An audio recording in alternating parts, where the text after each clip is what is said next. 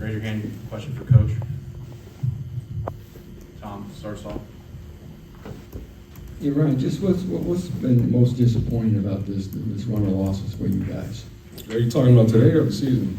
The season thus far. I mean, the most disappointing thing is that we're what, 1-9 now, and we've lost 9 in a row. That's disappointing. About today, what was the most disappointing aspect of today? The slow start. You know, we've been talking about executing and doing it early, and just missed on some opportunities. And when you do that against a good team, that's, you know, you're not going to be in it at the end of the game. You know, I thought we had a chance, you know, going into halftime to double dip. I thought that we did a good job of moving the ball down there. You know, got in field goal range, missed it, and then went 3 and out on the next opportunity coming out of halftime. You know, we had 4 penalties on the day, and I felt like they were all in the same drive. You know, you can't do that and expect the mood to change. What did you tell the team in the locker room afterward? I told it, like, we have to watch this tape, and again, like we talked, that it was going to be about execution, and we didn't do that well enough early. And so when you don't do that early in a game, it's hard to bounce back because you're playing the game sort of one-sided from that point, trying to play catch-up.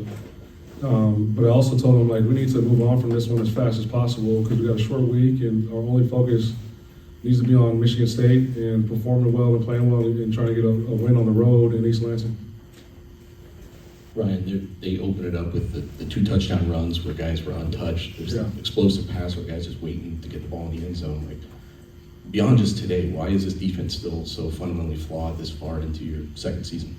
Yeah, it's very disappointing. You know, I don't, you know, other than that, you know, obviously we'll have conversations in house. But yeah, it's inexcusable to have guys, you know, wide open or guys not being touched on explosive runs. Like that can't happen. And I know we got a lot of young guys playing, but that, like you said, it's happened a lot. So it is disappointing.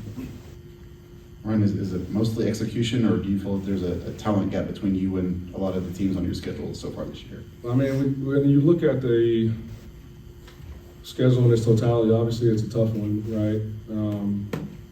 But we knew that going into the season, and I think there's a combination of a lot of things that have led to where we are right now. You know, obviously the strength of the schedule and the combination of not executing and having, you know, mental errors and mental busts. That ain't a great combination. Obviously, a season like this brings forward a lot more questions than it does answers.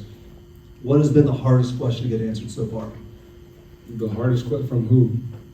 As a program, as a team. Like, for you, as a head coach this year, there's obviously a lot more questions than there are answers. What's been the hardest question for you to get answered so far this year? I'm not sure. I've been asked a lot of questions. You know what I mean? I've been asked a lot of questions by a lot of people.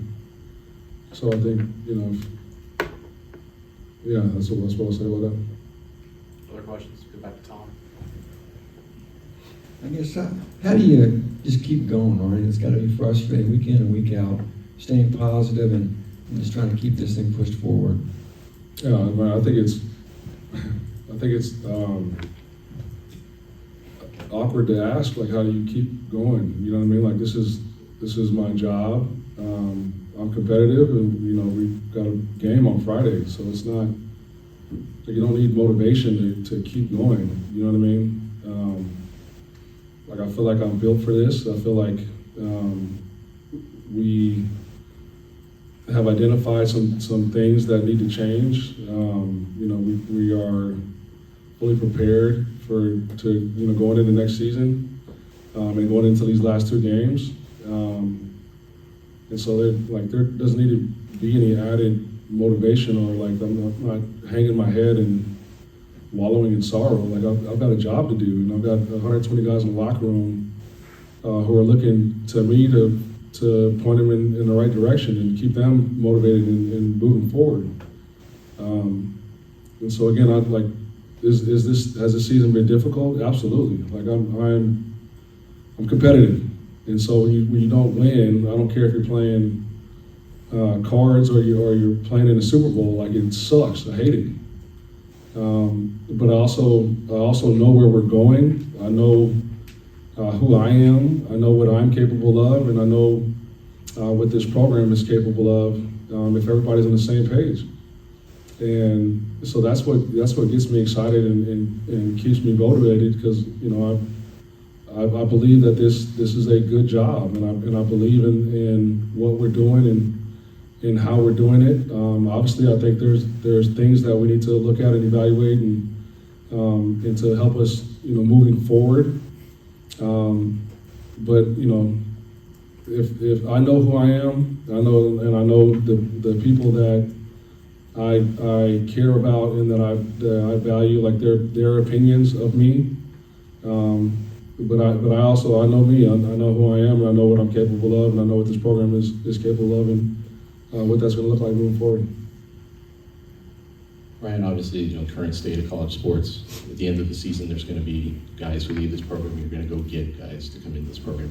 How are you navigating that already with a couple of weeks left in the season? And does it become something that affects roster decisions you're making, playing decisions you're making? Do you have to set that all aside?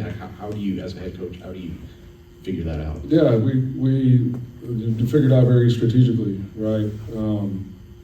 You got to evaluate the roster in its entirety and identify, who you can't let walk out the door. You know what I mean? I feel like